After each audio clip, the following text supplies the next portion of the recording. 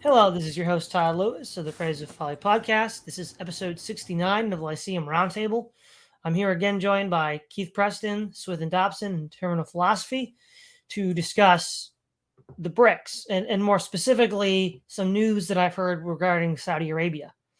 So, first of all, earlier this year there was talk that Saudi Arabia was considering switching to the UN, maybe about 6 months ago, which was interesting, but we haven't heard a lot since then.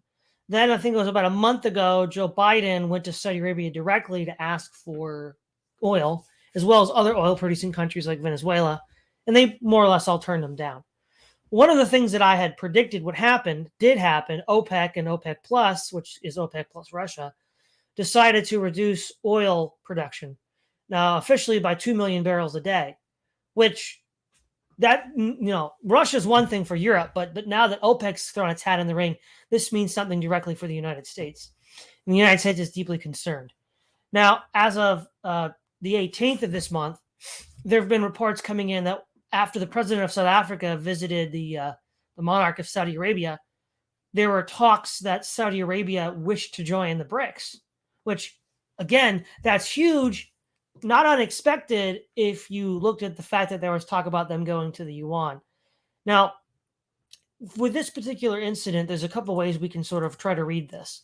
One is that Saudi Arabia is flexing to show the U.S. who's in charge, because we're the ones that produce the oil that you need. And after all, Saudi Arabia has a tremendous influence in OPEC, and OPEC has a tremendous amount of influence on global oil prices, as you saw in 1973, which was a protest against the Yom Kippur War. And so, now 2 million barrels a day isn't as much. I don't think it was as much as what was done in 1973, but it's enough to get the U.S. worried. So there's that element. Now, there's also the element, would the BRICS accept Saudi Arabia? Some people that I've talked to seem to think that, well, they view it as Western entryism because Saudi Arabia is perceived to be a Western ally. But ultimately, we are in an era of profound geopolitical realignments. So it's not inconceivable, I think, that Saudi Arabia could be considering moving over to the BRICS. Now, there is one thing. I think Iran is an ally of many of the BRICS countries. So, for example, it's an ally of Russia. And Iran and Saudi Arabia don't get along. So the question is, currently, to my knowledge, Iran is not in the BRICS, nor is it applying for BRICS status. So that may not necessarily be a huge deal. And furthermore, I don't see why it should be an insuperable problem, because China and India have plenty of border disputes and problems, and they still don't mind being in the same economic combine together. Now, this then brings up the next question. Why is the BRICS so important? Well, for the first time since the collapse of the Soviet Union, we're beginning to have the formation of a credible, independent economic center. Now, the problem with the Soviet Union when it fulfilled that role was that it wasn't really a center of finance and development, and it really wasn't a center. Since it practiced autarky, it was sort of isolated from the rest of the global market. Whereas China, which is sort of the economic hub of the BRICS, with the close second being India, they are centers of investment, innovation, and global production. This isn't anything like, the Soviet autarky of the 80s. This is where a lot of advanced research and development is going on. And, I've already talked about the mistake of offshoring U.S. Businesses to China in the first place. But that having been done, this puts China and to a lesser extent India and any alliance they build economically to be on a really powerful basis. Now, there's also the idea of the parallel payment processing system to SWIFT, which as soon as Russia was kicked off SWIFT, I think in March of 2022, this year, they went over to the system that China had. And so if we can see enough key resource producing countries, primarily oil and natural gas, because that's sort of the bedrock of the global economy, going over to the BRICS, this could be a huge geopolitical pivot, which would seriously threaten the United States and is already, I think, seriously threatening Europe. The other thing, too, is that if we look at China, and we've talked about this before in a previous roundtable stream about China, is that prior to the Columbian Age of 1492, the vast majority of global trade occurred in Asia, from China to Syria, the Silk Road. And it's only natural that would come back. for at least two reasons. One, historical precedent, and then two, those nations that object to the Atlanticist domination. So, Western Europe, Great Britain, the United States, and Japan, they're like, well, if we could redirect, the Asiatic trade routes, through Asia, so we're the ones that benefit from the tax revenue and the production, then we can starve out and, weaken the Atlanticist power sufficiently that they no longer have the power to throw their weight around. And this strategy, I think, has a lot of potential because 20 years of the war on terror has really soured a lot of global nations to the U.S. They're tired of U.S. meddling, even if they're not necessarily huge fans of China and Russia. China and Russia haven't recently been invading, half the world like the United States has and its allies. And so it's no surprise that the Middle Eastern countries are shifting gears. We know that Venezuela has for a long time been broadly hostile to the United States. And so I think that Saudi Arabia here is interesting because it does have the world's largest oil field and does have a huge influence on, oil production. The fact that they are even signaling the possibility of joining BRICS and even signaling that they are willing to reduce global output in order to hurt the United States, I think speaks a lot. Now, I think, again, it's too soon to see what the long game for Saudi Arabia is, but those are some of my initial thoughts. Keith Preston. Yeah, the relationship between the United States and Saudi Arabia in its present state is interesting because Saudi Arabia has long been one of the most, I don't know if reliable is the right word, but they've been one of the closest allies of the United States ever since the beginning of the Cold War, ever since the late 1940s. And now that we see the United States and Saudi Arabia having a quarrel over oil production, and we see that Saudi Arabia is essentially taking the side of Russia when it comes to the petroleum production issue. That's a major news there, as Todd says. And the geopolitical order that's emerging right now that we see that's surrounding all of this is interesting because it's somewhat similar to the way it was in the Cold War, where you had the Asian powers on one side, and then the West and the Western Alliance on the other side, and then you had a block of nations that were, in the global South primarily, that sort of worked both ends or tried to stay out of it. Interestingly, Israel and the Turks and Saudi Arabia, all three of those seem to be trying to work both ends when it comes to the East-West relationship now that the East-West relationship has become more hostile and more confrontational. One thing that was particularly significant is that none of the Western allies in the Middle East actually participated in the sanctions against Russia. None of them, not even Israel. And as far as the idea of Saudi Arabia potentially joining BRICS, I do think that's significant. And I don't think that the presence of Iran in the BRICS orbit would be a deterrent to that, because OPEC is the same way. Saudi Arabia and Iran both belong to OPEC. So it's not like that's a barrier by itself. Now, in fact, I was discussing this with someone last night. Someone was asking me, why is it that this BRICS alliance has been able to be put together? Because you have the Indians, the Russians, the Chinese, they all hate each other. I'm like, yeah, but they hate the West more. That's what unites them. They hate the West more. That's all you need. And the BRICS alliance has actually been very beneficial to Russia during the war because the BRICS countries have largely been carrying a lot of water from Russia. For instance, one way that Russia gets around some of the sanctions, the fuel sanctions, is that they sell their petroleum to India, and then India turns around and sells it to the West. After Russia was thrown off of the SWIFT system, they created their own parallel financial system with the assistance of the Chinese. The Chinese are essentially taking them on as a liability at that point, which I guess the Chinese view that as in their geopolitical interests. Although I think that also gives India and China some leverage. Like in more recent times, I've seen India and China leaning on Russia to tone it down a bit in Ukraine. Both Modi and Xi seem to be taking that position. And that puts Putin in a position where he's going to have to listen to that to some degree, because he's increasingly dependent on them for the international and economic assistance that he gets from them. So that's another interesting development.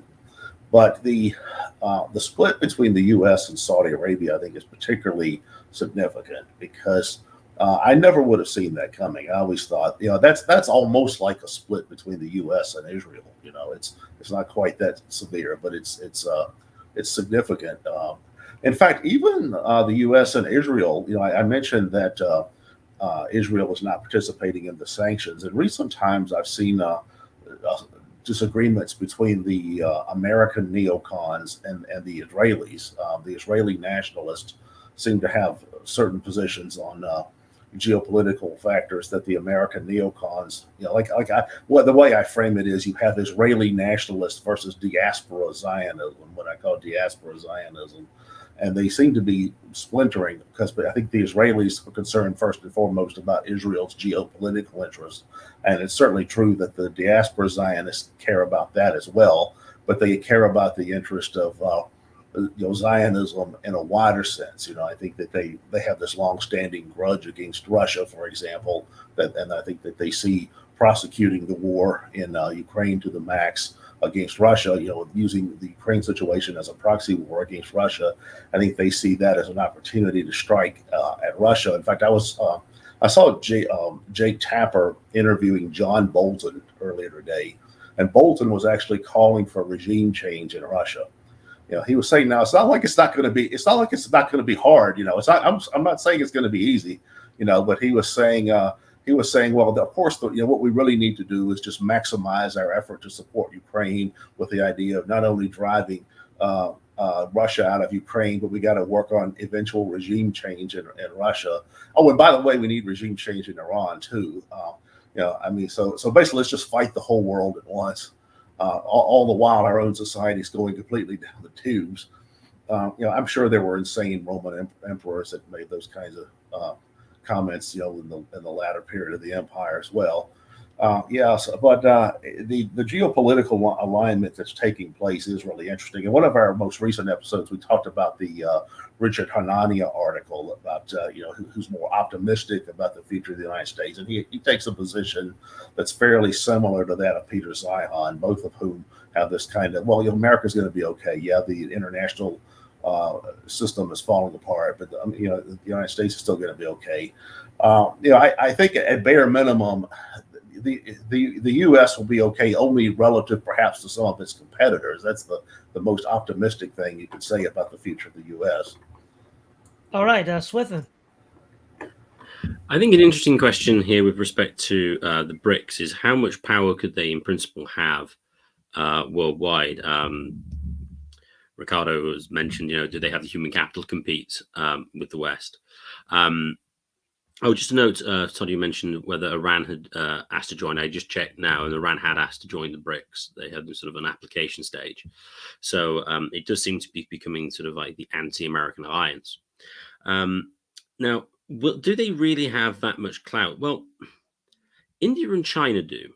They're clearly the most important economically of them, and they seem to be the most developed in certain respects. I say that advisedly, especially with respect to India. Both of them are very unevenly developed. China is the best example of that, being everything here on the coast, where all the Han Chinese are, with all the ports and everything, and that's pretty westernized. But then you've got basically peasant farmers in the interior. China does seem to be the most economic, has the best economic base, and also the Chinese aren't stupid. Peter Zeihan likes to go on about how the Chinese can't design anything, and how they're going to be harmed by the Americans not basically banning the sale of semiconductors of high grades to the Chinese, which always struck me as a case of, well, why couldn't the Chinese do it themselves? Is it that the clever Chinese move to America or move elsewhere is a possibility? But it does seem unlikely that the Chinese wouldn't be able to do that. The East Asians, as if anyone would know, that the average IQ of the East Asians is pretty darn high, and their education system, whilst we might think is somewhat narrow, their technical ability seems to be pretty decent. So why they couldn't say replicate what the Japanese can do, I think probably eventually that's likely to happen. So China, I think, is a reasonable economic threat in certain respects. That said, of course, they are massively built on debt, but so are the Americans. Which brings to the interesting question. Well, I think the biggest thing that the BRICS could do is if they can topple the dollar as the world reserve currency. That's their biggest weapon. It's not a positive weapon that, oh, somehow we're so much more advanced than the Americans and we're going to, like the Soviet optimism that somehow rational central planning was going to beat the anarchy of production in the United States. It's not going to be that. It's going to be a case of, well, what allows you to just print so many dollars and not see as much price inflation as you otherwise would, and essentially allow you to have a stronger currency and basically buy loads of cheap imports from around the world with an overvalued dollar. We're not going to do that because we're going to stop everyone trading oil, for instance, in dollars, and or changing to the yuan as a general reserve currency, etc., etc. I mean, interesting in that respect. Obviously, Russia refused payments for oil and gas in anything other than ruble to strengthen the value of the ruble. So I think that's really what the Brits can do. That's the main thing they can do, because obviously China has the demographic problem, which is going to be a big problem. There are a lot of old Chinese, and that's going to be a drain on the resources there. India, they have a decent service sector, but is not a particularly it's not particularly well unified country. Well, neither in some sense is China, although you could argue Belton Road is a way of making sure you have central control over the other regions, because you can basically get there in the way that you previously couldn't. South Africa is a complete basket case ever since apartheid ended. Will continue to. So I severely doubt South Africa economically is doing anything reasonably interesting anytime soon. Brazil is Brazil, and has massive wealth disparities and infighting. Massive resources, though. And to be fair, so South Africa with respect to diamonds, but I'm not entirely sure what else they have. Clearly, Brazil is very resource-rich. Argentina, who we have mentioned, who have applied for the BRICS, they're a very good resource economy, but apart from that, not great. Although in their favor, their demographics are pretty good. Their birth rates historically. It is the only predominantly white country in the world with over replacement rate fertility, which means that at least population wise going forward, they shouldn't have too many problems. But of course, it's Argentina, so inflation is massive and no one ever pays their debts. So with the exception of India and China, I'm not really hugely optimistic on how much the BRICS can actually do economically. Same with Russia as well. Russia's demographics are a little bit better than they have been. And again, they're a resource economy, basically the same as Brazil and Argentina. But I can't really see them being hugely advanced. The main thing is whether they can ultimately pull the America's trump card in the dollar. And if they can, then they're going to do big things will happen. But it's not going to be because the BRICS are somehow brilliant, because they aren't. Terminal philosophy. Right. Well, with regards to the BRICS nations, I think it goes without saying that, as Swithun just pointed out, that China and India wield the most power and influence in this alliance of sorts. The most sort of consequential move for the BRICS nations as an economic alliance in terms of the Eurasian landmass is, to me, the Belton Road Initiative. Now, keep in mind that the Belton Road Initiative is an umbrella term for well over 1,000 infrastructural projects that span everywhere from the Chinese Laotian border through Thailand and all the way far south to Malaysia. And then to the west, it stretches all the way to Denmark. So it really is difficult to assess the scale of this operation.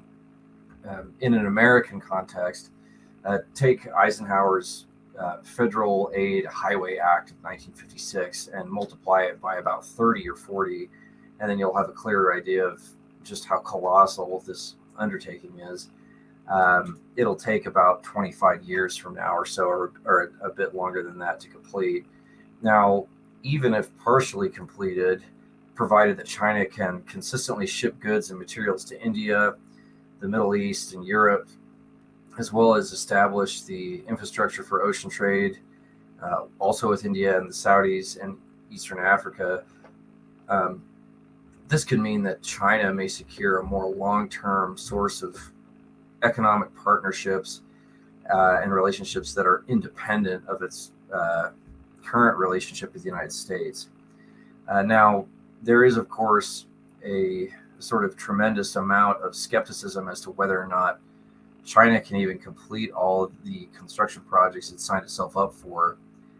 Some economists and longtime think tank types believe that China will suffer a total political and economic collapse before it can even complete the project. I think this is certainly a possibility, given how much instability we've witnessed both in the Chinese currency and in their delicate housing market situation.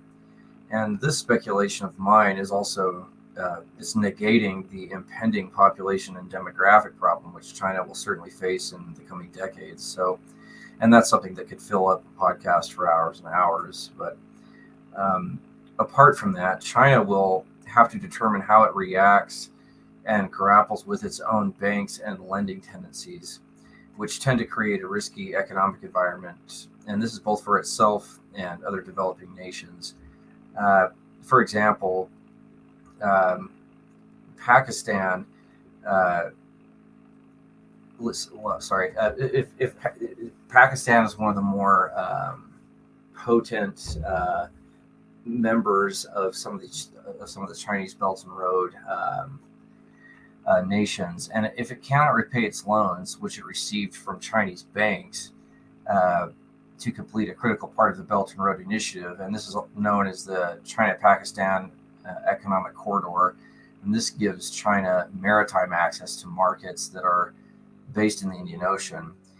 It would be forced to lease out the projects back to China, which would give China complete control of how the projects are completed and so on and so forth. However, these loans have a repayment period of 20 to 25 years with a 2% interest rate. So Pakistan has currently accepted a loan from, based off of my reading, just below $6 billion. That could jump up quite a bit, but if they can't repay the loans within 2 decades, then if Pakistan cannot repay a loan of $6 billion within 20 years, then maybe that says more about Pakistan than it does about Beijing's questionable geostrategic interests. It's not that I'm defending the Chinese Communist Party. It's just that the neoliberal critique of the Belt and Road is focused on demonizing the Chinese for taking advantage of developing nations. However, there's countries like Pakistan that could use the money and the development that comes from that. So, yes, it's a potentially risky move on the part of Central Asian countries, but in the face of Chinese financial power, it's a tempting offer to partner up with Beijing and attempt to complete the projects. Countries like Kazakhstan, Tajikistan, and all the central Turkmenistan, Kyrgyzstan, these are all participating countries in the Belt and Road project, which they could benefit from, in the long term, but they would not benefit in the short term. I think that's something important to keep in mind. In terms of India,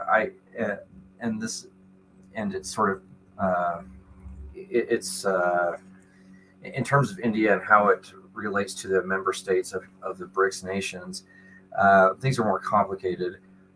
For one, they've engaged in multiple border disputes with China and Pakistan, and there's also the matter of the Indian-Chinese ongoing dispute of who dominates the sea lanes in the Indian Ocean. However, based off my reading, this is a bit more difficult to assess since there are complicated bilateral agreements between Chinese and Indian businesses. So those obviously, China and India are the most consequential nations of the BRICS economic alliance, if you want to call it that. I completely agree with Swithun what he said earlier about South Africa, and I think we've covered extensively in previous episodes about Russia's monopoly on natural gas as well as agriculture. And I do think it's interesting that Argentina is sort of maneuvering to join the BRICS nations. Historically, Argentina has never been a highly industrialized society. They've been more of an agrarian and resource society and economy. And there are simply too many internal contradictions, both politically and economically and in terms of social classes within Argentina, that make Argentina some sort of viable long-term economic partner for really any economic group or alliance or something like that. So the case for Argentina remains to be seen. If anything, what the BRICS countries represent is a competing group of nations and policies and projects that challenge the global hegemony of North America and Europe. And I'm sure more than a few listeners are tired of hearing this, but we are certainly entering a world that is much more reminiscent of the one that predates World War I. Now, that is to say, a multipolar world. And it's not to say that we're on the brink of entering another cataclysmic war comparable to that of the world wars. It's just that we're witnessing the slow retraction of American global economic dominance. So Europe will need to decide how to react to these external forces and whether or not it can, for all intents and purposes, move on from the spiritual rape that the world wars has inflicted on the continent. So I think I'll keep my first comments at that. So a couple of points that have come up. One is, will China, and I guess by extension India, do the Asian countries have enough potential to continue innovating to become a match for the U.S.? Well, I mean, I think on one hand, for a global struggle, it doesn't really matter. They have to be good enough, not as good or better. So, for example, in World War II, everybody knows that the Germans had the best technical equipment. They still lost the war because on the Eastern Front, it was the endless hordes of the Red Army. Well, we have the endless hordes of the Red Army again. I mean, China just has to be good enough. That's all they have to be. Whereas the West, especially given our demographic crisis, has to be more than good enough. And that's extremely doubtful now. So I also think, in light of what Japan was able to accomplish from 1895 to 1945, that an Asian power can easily become a peer to the West. It just needs to have the right leadership and the right set of conditions. Now, China is in a much better position to fulfill that role than Japan was, which was an island which had very limited access to natural resources and a much smaller population, even, accounting, for the different time periods. So I think it is possible that China could theoretically pose that kind of a threat. Now, again, they might always be a couple steps behind the West, just so is the Soviet Union. But in a sense, it almost doesn't matter if it's a large-scale global conflict, because numbers are what's going to tip it in their favor. Second of all, this is something to think about too. With Saudi Arabia pivoting away or appearing to pivot away from the United States, and a lot of nations becoming more comfortable with a BRICS, Russia, China, India hegemony. To what I think a lot of this has to do with U.S. cultural imperialism too, because under the Bush years, the Democrats and the liberals in the United States used to say, well, multiculturalism, let those people be themselves. This is just American cultural imperialism. And, they then pretended to side with these third world communities. But once corporate America and the imperial empire became, woke and painted, rainbows on their bombs, then all of a sudden they became A-okay with cultural imperialism. And nothing highlights this more than that right before the fall of Kabul, you had a rainbow flag, and then you had George Floyd at the U.S., an embassy building in Kabul. Like, this is a theocratic society. Like, this is just like that one snapshot just captures everything. And it's like, I feel, and of course, the Middle East is where all the Muslims are. Well, anybody with a brain knows that Muslims don't like the woke. So it's quite likely that a lot of this is just the Muslims being like, you know what? We don't like China that much. We don't like India that much. But, they're not trying to poison us with this, Western poison. That was what Osama bin Laden said, in his writings before the Twin Towers attack. So I think that that's something to be considered as well. This sort of like change in American cultural imperialism. We went from something like, just give us your resources and we'll more or less leave you alone, to we're going to radically restructure your entire social structure, whether you like it or not. And I think a lot of nations are just not going to have that anymore. The other thing too, with regards to any, internal issues that China might have, which it does. I'm not saying it doesn't. So does the U.S. Again, I mean, people don't seem to get this through their heads that the United States, most people of military age in service are not able to pass physical fitness standards, like 75%. Like, even if we did have a draft and we just drafted in a bunch of, soy boys and land whales and just use them as cannon fodder in Ukraine, that's not going to actually do anything. That's like, this is like McNamara's morons. So back in Vietnam in the 66, 67, I think it was, they drafted a bunch of mentally retarded people into the army to boost the numbers. And about half of the 50,000 casualties that were suffered in Vietnam were from these mentally retarded battalions. I mean, we're just going to have something like that. McNamara's morons. I mean, these guys were, and again, it's no fault of their own. They're just born slow. But, they couldn't even fulfill the most basic military maneuvers. They could pull the pin on a grenade and not throw it, and they'd kill themselves. I mean, this is what we're probably going to be seeing if these people get drafted. China doesn't have that problem. I mean, they've gone in the other direction. They're trying to, create a super soldier serum for elite, commandos. Whether they actually get there or not, China wants to have, manly men to fight their wars. And so I don't think China's going to have that problem. And then as far as, the energy crisis, again, this is something you'll appreciate, Mises, or Swithun. Mises said, don't fight the baker, right? He said to Germany, in the Human Action, he says, if you're going to go to war, don't fight the baker if you can't bake bread. Well, don't fight the energy producers if you can't produce energy.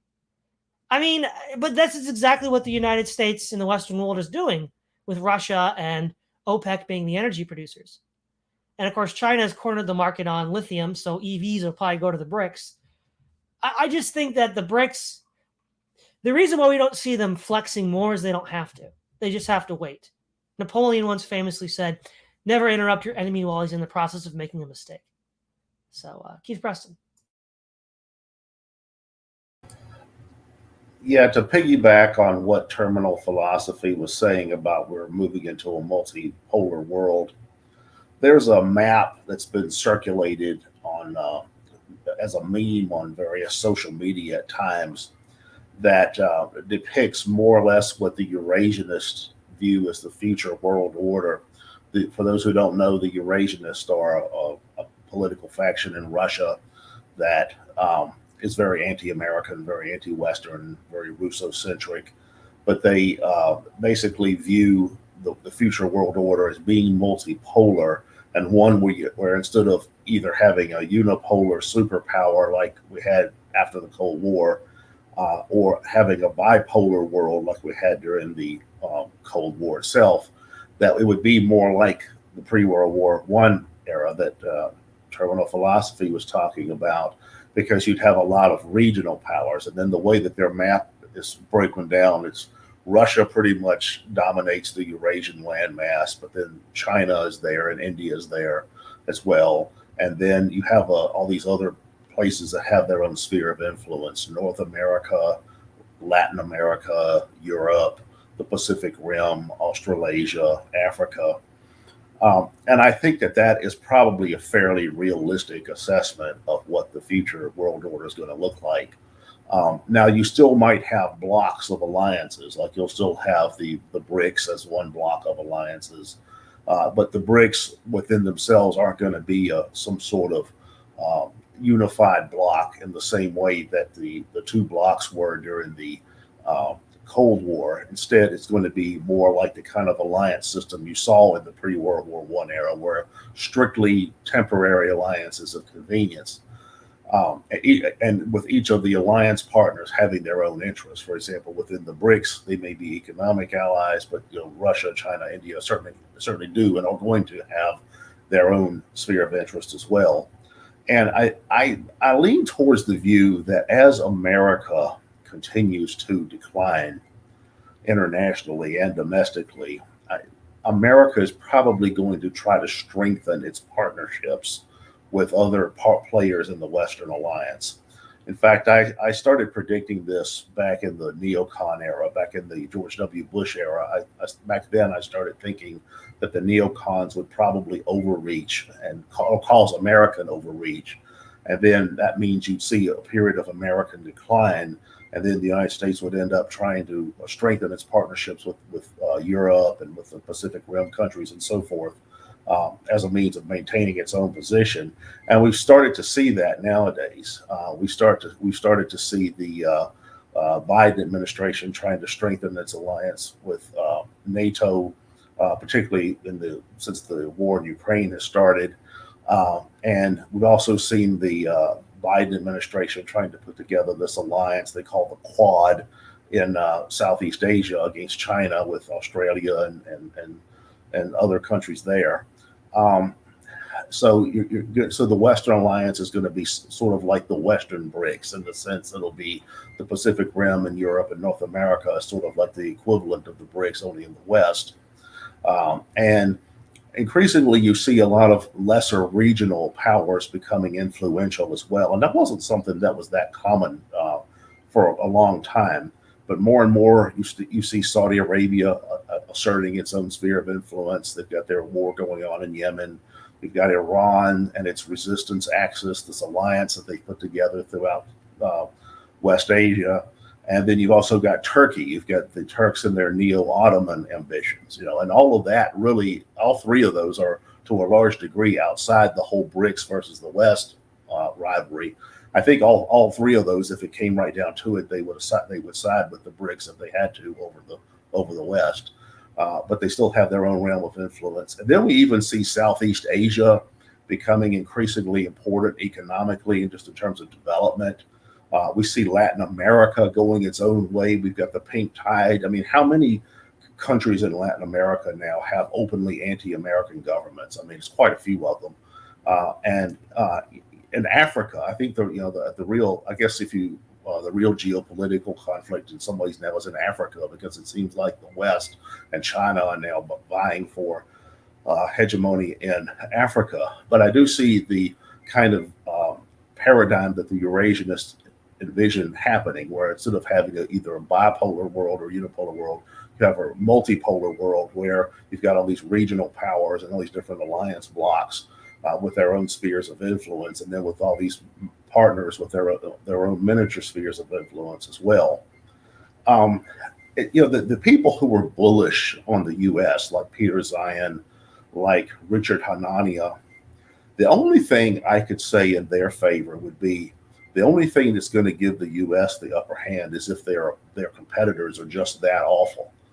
I mean, if the Russians or the Chinese or the Indians perform just that poorly in the future, then you could continue to see this kind of American preeminence that they tend to think is still going to be the wave of the future. But I think that's highly problematic. I think if anything, we might see a revived Cold War perhaps between some sort of Western alliance, including Europe and the Pacific Rim, against the BRICS and their allies as well. But I do think a multipolar world is actually here. We're seeing it develop now, and I think American influence is going to be a lot less pervasive in the future. Certainly militarily, and I think to some degree economically. American cultural imperialism, I think, is actually the strongest aspect of American imperialism, because American cultural imperialism is literally everywhere. I mean, you walk down the street in Saigon, there's McDonald's, there's kids, dancing like rappers or something like that. So that stuff's everywhere. So that's probably the strongest aspect of American imperialism. But other than that, though, I think we're moving to this multipolar world, and it's likely that this cultural stuff is going to be a big part of the future geopolitical context as well. Because as Todd was saying, nobody outside the West wants that stuff. Even a lot of people in the West want it, but Russia has done a very good job at framing the conflict in Ukraine as, basically Russian traditionalism versus this Western woke stuff. I mean, Putin even talks about J.K. Rowling and all that kind of stuff. And maybe that's just a cynical ploy, but it works. It's a good hand to play. So I think that's more or less where we're headed. We're moving towards a multipolar world where there's still conflict between regions and where there's still this kind of cultural conflict between the West and the global South and the East. All right, Swithun. With respect to your comment, Todd, about don't fight the baker if you don't know how to make bread. This, in a way, is where the Americans do have a relative advantage over Europe. When it comes to sort of like oil, natural gas, and even wheat production, the US is actually pretty high in sort of world production. So, I mean, it's not an exporter, but it's pretty much the fourth largest wheat producer in the world. It's the biggest oil producer in the world. And natural gas, it's the second largest exporter. So its domestic production is going to be huge as well.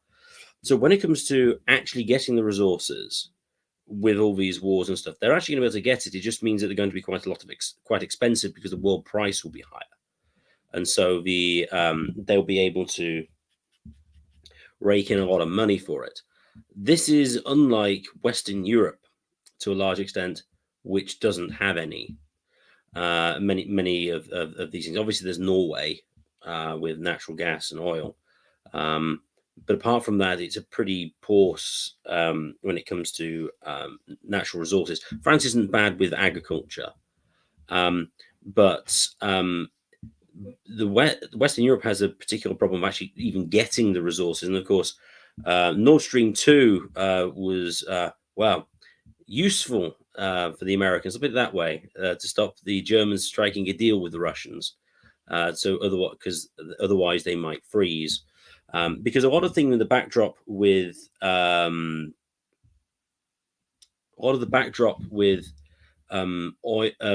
energy production in general in the West is massive restrictions on particularly fossil fuel development going back at least 20 years.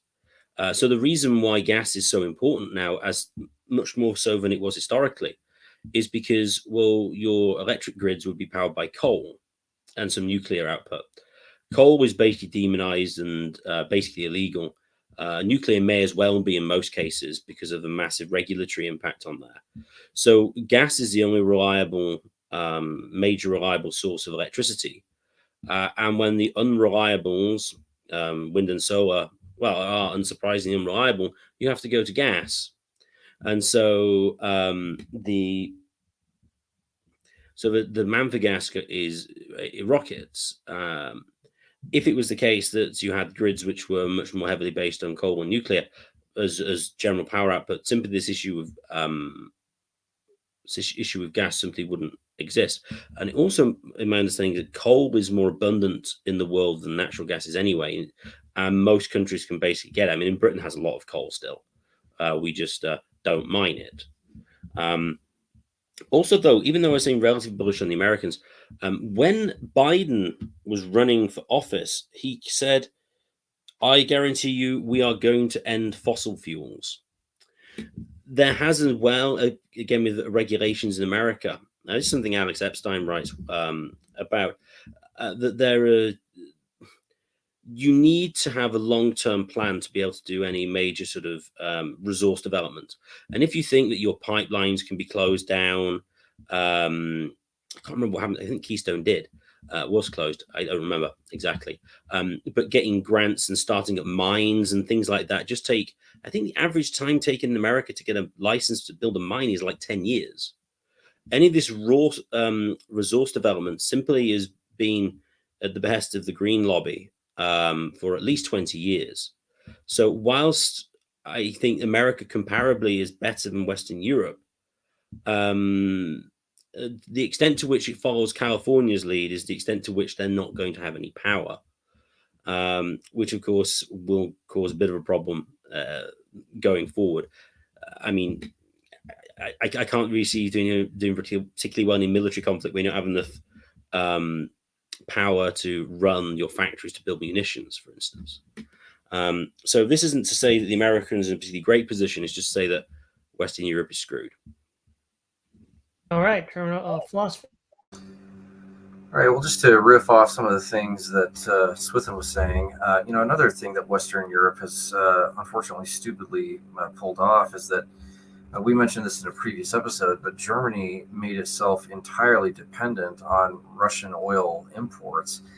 Most of the, if not, I wasn't able to confirm that, but most, or if not all of the nuclear power plants in Germany have been shut down. I think for two reasons. One is sort of the environmentalist lobby, and then just two, really the politics in Germany of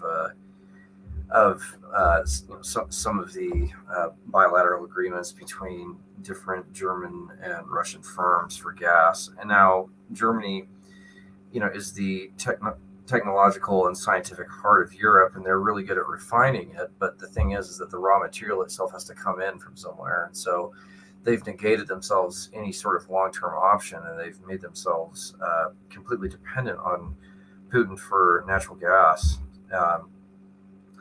And another thing too is that there is somewhat of a strategic oil reserve in Europe, but much of that has been burned through already. France is quite a bit less dependent on Russia and the East in general for oil and natural gas imports. However, many of the reserves have been burned through, so that's very unfortunate. And something that Todd said earlier, I think, is a perfect summary of the entire situation. Where if you don't know how to bake bread and you killed a baker, well, what the hell are you doing? And that's precisely through our foreign policy misadventures from the last 20 years, as well as just a lot of bad diplomacy. We've created. We've done a lot of work for the BRICS nations, where if you're anti-Western, well, you're in the club, and while India and China may be at odds, geostrategically and culturally, and as well as in a few other categories, I think that they would rather see a Eurasian dominance of different regional powers than some sort of American dominance of Eurasia well into the future. So yeah, it's a difficult situation for the United States, and I wasn't able to confirm this before we got going for the podcast today, but I know that Biden has also gone into the strategic oil reserve of the United States, and that's one reason why oil prices and gasoline prices have dipped slightly here in the last few months. But when that has been burned through and much of the domestic oil production has been cut off, not cut off, but heavily diminished, that could potentially create a really awful crap storm of consequences. And so, I think I'll leave it at that. All right, guys, so we'll move into the closing statements, but I find it interesting that Greta Thunberg has switched her tune on nuclear power. She says that Germany should keep their plants on now. So there you go. But I think what I'll say to wrap up is I think Saudi Arabia is the canary in the coal mine. If a country that has been for so long, so closely, openly associated with the U.S. empire is now sending some pretty interesting signals that they're reconsidering things, that's huge, especially since, the U.S.-Saudi oil alliance was meant to help allow U.S. control for the petrodollar. So that has a whole lot of implications for the petrodollar, especially if Saudi Arabia does switch over to the yuan. And the other thing is, that Saudi Arabia did this on purpose in order to thwart Biden's election campaign, because he asked Saudi Arabia, well, if you're not going to stop the production cut, at least wait a month. And they said no. So they know that his election is on the line in November. So this is actually probably part of a concerted effort to ruin Biden's position in the United States, which is interesting. It shows you Putin's long arm through the OPEC plus. So, I guess from Russia with love, right? Keith Preston. Yeah, well, it's interesting you raise the issue of Saudi Arabia and Biden because there definitely is a difference between the Republicans and the Democrats on Saudi Arabia nowadays. Biden hasn't exactly shown his love for the Saudis, nor have they shown their love for him. On the other hand, Donald Trump, when he was the president, he went out of his way to cozy up to Saudi Arabia. And recently, Saudi Arabia actually made a $94 million donation to the Republican Party. So the Republicans now are basically, I always say they're basically just the IPAC and House of Saud party in the U.S. It's like the Democrats represent the U.S. ruling class generally, and then the Republicans represent the wing of the ruling class that's particularly connected to Israel and Saudi Arabia. Which I do think is interesting. Although, and then that gets back to the split though that I mentioned earlier between the American neocons and the actual Israeli nationalists. It's like I've heard Israelis joke that the American Zionists are more Zionist than they are, and that seems to be an issue in all of this as well. But it's going to be interesting to see how this plays out in the future. Lately, I've been reading the Fourth Turning book, the Howe and Strauss thesis, because friends of mine have been recommending that to me for years, and I finally got around to reading it. And according to Strauss and Howe, I'm not prepared to endorse their thesis, but according to what they're arguing, we're now in a first turning. We're now in the fourth turning crisis phase, and then which means that's going to be followed by a first turning phase of stability and optimism. And I keep thinking, well, what could possibly cause that? So I'm not sure, if I'm prepared to buy the thesis because of that. All right, Swithun, final thought. It's going to be interesting. What I would say is if Saudi Arabia is a canary in the coal mine, America are royally screwed if Britain ceased to be the lapdog to America, because we are, you said Israel are loyal supporters. I think England and Britain have been the most loyal supporters of America, basically since the Second World War, if not earlier. That doesn't look like it's going to change anytime soon. Corbyn was the only guy who was basically outside the American sphere of influence of any major leader of any party. But of course, he had to be removed. Watch Britain. If we decide not to do what you want to do, you've had it. Terminal philosophy. Right. Well, the last thing I'll say is that many episodes ago in the History of Warfare series, we discussed Mackinder's theory of geostrategic, of geostrategy. And while I think his thesis ultimately doesn't hold up today, I think it was probably difficult for him at the time to anticipate just how advanced technology would become. I think it is interesting to see the Belton Road Initiative at least attempted, because what that would initially set up is persistent trade between the west end of the Eurasian landmass to the east, and that would potentially set up economic partnerships throughout the future that aren't completely dependent on sea lanes. So that's one interesting thing. Another thing is, I agree with your comment, Todd, about Saudi Arabia. I think that could be a very complicated tipping point. With some of the BRICS nations as well, there is sort of a secondary, like a primary, secondary, tertiary radius of influence, and by which I mean there will be other countries like Turkey and Syria that are sort of in the periphery of these various nations, and there will be very complicated alliances or conflicts that may not be directly related to the BRICS partnership, but over disputes between resources or territory that some of the BRICS influence nations may suffer. So I think that's something to watch for as well. Well, again, here's to the head of lettuce outlasting Joe Biden. Thank you, Keith Preston, Swithun Dobson, and Terminal Philosophy. This is Todd Lewis of the Philosophy podcast, signing off.